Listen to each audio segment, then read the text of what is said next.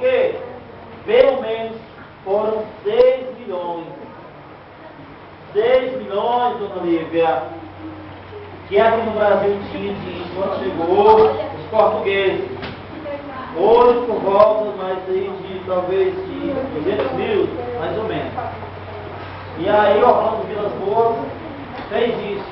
Foi lá fazer essa marcação para poder o governo reconhecer essa terra frangível. Pessoal, se não houvesse esse reconhecimento, será que ainda haveria pelo menos 30 indígenas no Brasil?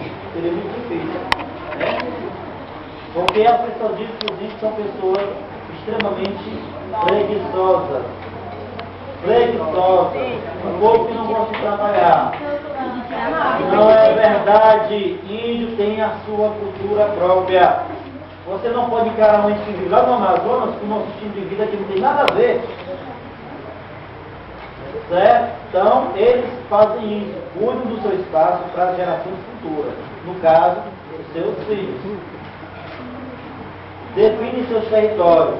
Não somente pela extensão de recursos naturais deles existentes, mas também pelo trabalho, símbolos, vivências, cemitérios, habitações, plantações, roças comunitárias, caminhos, rios, riachos, praias, mar, lagos, montanhas, florestas, córregos, mitos, histórias e muito mais, né?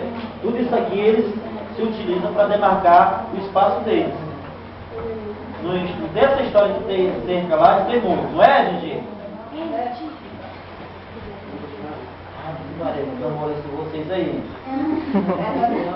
Foram atingidos por diversas formas de violência física e cultural. Índio e escravo foram atingidos por diversas formas, tá certo? De castigo mesmo. Exemplo, os negros já viu de lá sofrendo.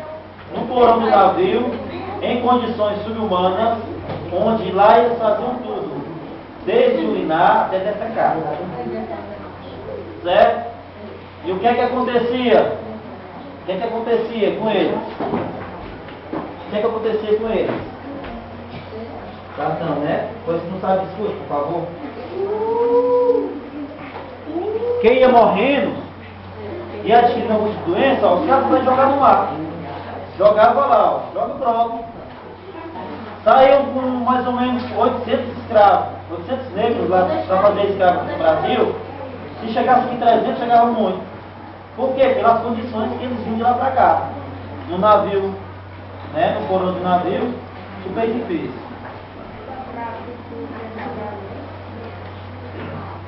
Elaboram visões do mundo a partir de suas vivências e sentimentos. Valorizam as experiências de pessoas mais idosas, ou seja, as mais velhas, né? E das envolvidas nas religiões, sejam de matriz africana ou de matriz indígena.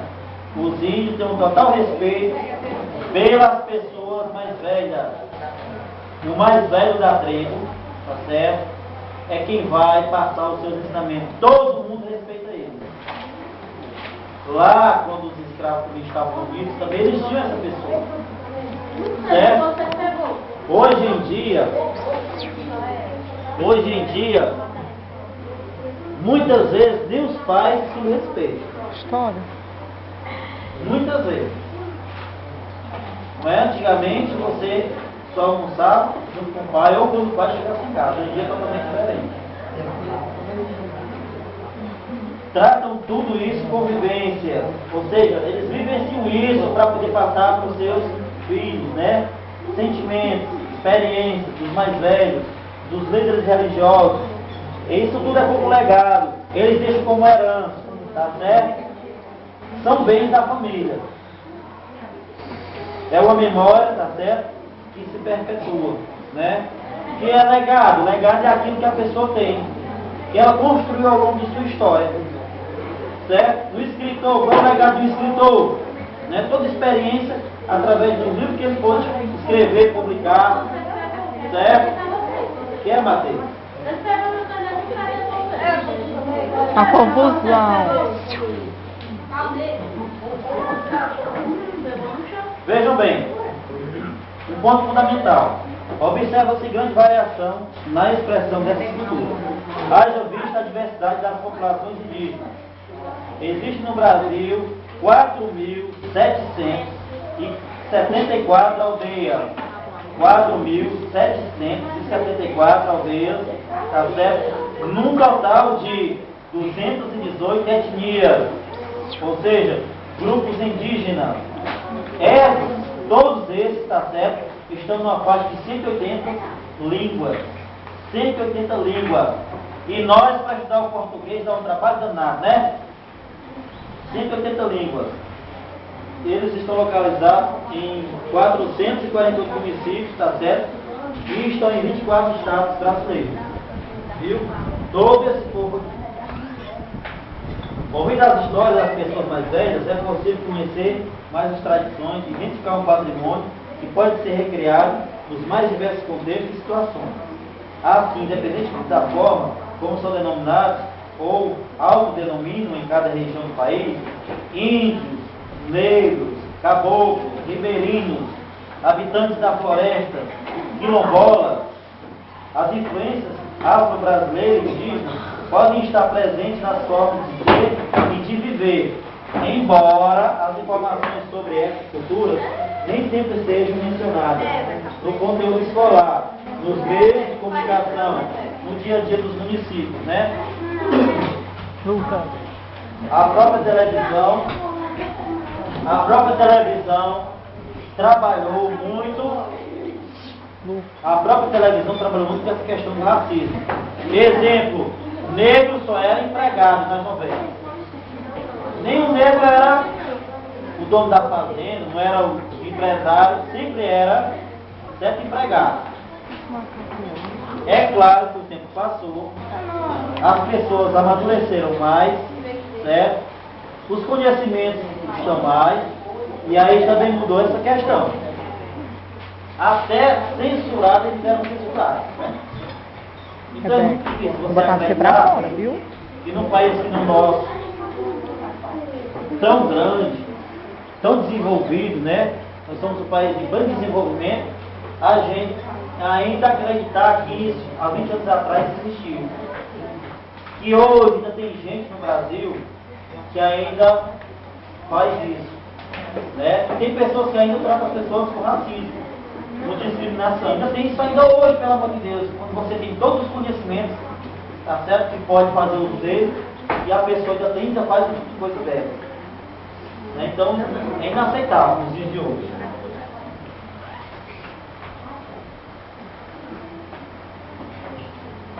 Nós vamos ver agora expressões culturais dos povos indígenas afro-brasileiros.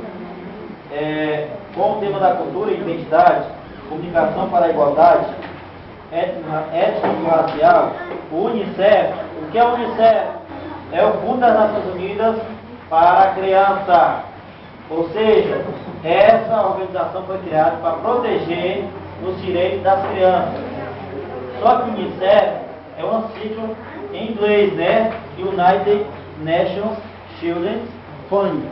Unido, nação, criança e fundo, certo? Para que é isso? É uma sigla em inglês, certo? Unicef, a gente sabe o nome Unicef, a gente conhece Unicef, mas é uma sigla em inglês e foi criada para isso. Essa vai proteger os direitos das crianças, tá certo? E nós temos aqui, que a gente conhece bem, não fugindo do contexto aqui, né? Quem é que protege esse direito que a gente conhece aqui na nossa cidade? Quem é? Quem é? Conselho Tutelar. Conselho Tutelar, ou seja, é através de tutela que se corre para proteger o direito dessas pessoas. Pessoas que estão à margem, que fazem parte do grupo de risco, não é? São maltratadas, né? Crianças que são maltratadas pela família, por terceiros, que sofrem abusos, né? Doméstico, sexual e outros mais.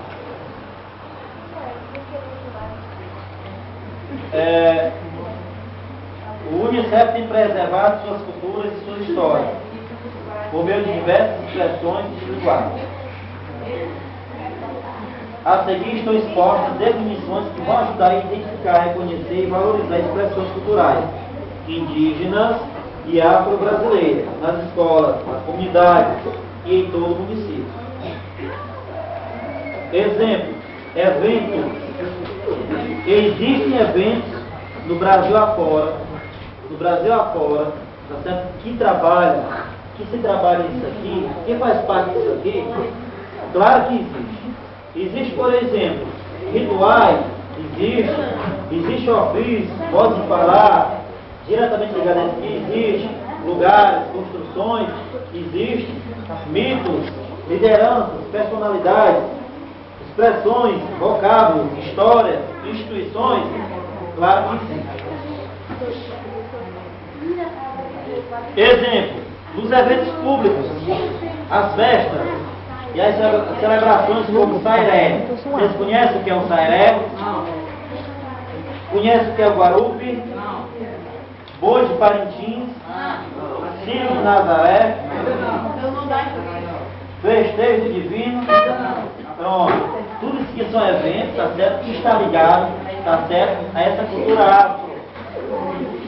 A essa cultura afro aqui. Sairé é um evento do Pará.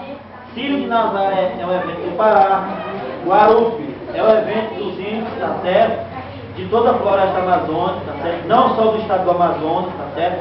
Porque a floresta não está só no estado do Amazonas, não. Ela vai até fora do Brasil. E vem até o estado do Maranhão, né? Sabe disso? Aline, tá pior do que criança, Aline. Bumbo meu boi, tambores, reinados, maculelê, folias, tambor de crioula, cantos de trabalho, ritos de passagem, cantorias, quadrilhas juninas, sambas, que tem a cultura negra e ou indígena evidenciado. No caso do samba, expressão maior do que o carnaval, né, que ganhou fronteiras, né? Hoje, o mundo todo conhece o Brasil através do samba. De outras coisas também, de futebol e tudo, mas o samba, no carnaval, né, o mundo todo se volta para o Rio de Janeiro por conta disso. Rituais, marcos de nascimento, de passagem, da infância para a adolescência, para a vida adulta, do casamento e da morte. Marcou. Pronto, levou um marco. São exemplos que ocorrem desses marcos. Moça nova, tocandeira, rituais sagrados, como ocorre em religiões, tá certo? Tipo de matriz africana. Ofícios e modos de fazer é nos processos de trabalho, produtos obtidos próprios do município ou em uma região, que são características do viver, do celebrar, conviver, cuja origem e história baseiam nas civilizações indígenas ou africanas. Essas expressões culturais podem ser encontradas nas artes e no artesanato, na fabricação de instrumentos e de outros objetos de uso religioso, da culinária, da medicina tradicional. São exemplos: cerâmica, cestaria, cocárias, pinturas corporais, ferramentas de orixás, carranca, pano de costa, penteados, trançados, tear, navegações, comidas como tapioca, acarajé, tá certo? Entre outros. Todas essas aqui estão nos ofícios e modos de fazer. Lugares de construções são os espaços construídos ou naturais, como as aldeias, as reservas indígenas, territórios, quilombolas, terreiros, mercados, feiras, rios, cachoeiras, praias, beiras do rio, mangues, igarapés, igapós, lagos, Paraná, várzeas, furos, montanhas, florestas, entre outros. Mitos, contos e histórias. Isso aí são contados geralmente pelas pessoas mais velhas. Elas conhecem a história e a cultura e têm o prazer de repassá-las aos mais jovens, que, ao conhecê-las, começam a se orgulhar de seu pertencimento étnico-racial.